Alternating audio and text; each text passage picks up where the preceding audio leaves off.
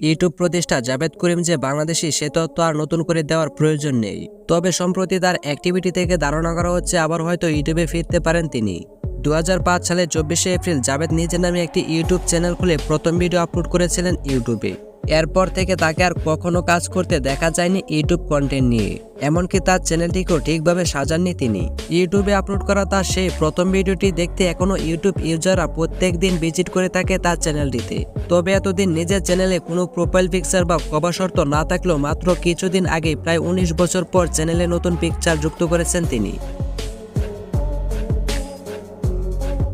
ফলে অনেক YouTube content creator এবং রিচার্জদের মতে জাভেদ করিম হয়তো দ্রুতই ফিরবেন তার নিজের আবিষ্কার করা এই প্ল্যাটফর্মে। তবে এবার সিইও বা ফাউন্ডার হিসেবে নয়, তিনি হয়তো ফিরবেন কন্টেন্ট ক্রিয়েটর হিসেবে। তাই হয়তো গোছাচ্ছেন তার চ্যানেলটি।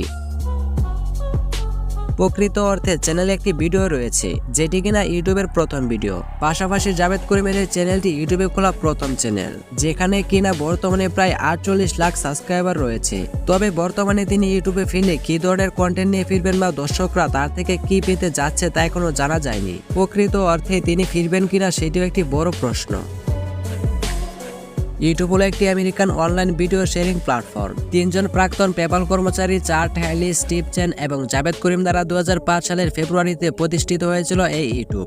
এরপর গুগল 2006 সালের নভেম্বর মাসে $1.65 বিলিয়ন সাইটটি কিনে ফেলেন। এ সম্পর্কে আরও বিস্তারিত জানতে চাইলে কমেন্ট করুন এবং এই চ্যানেলের সদস্য হতে পারেন।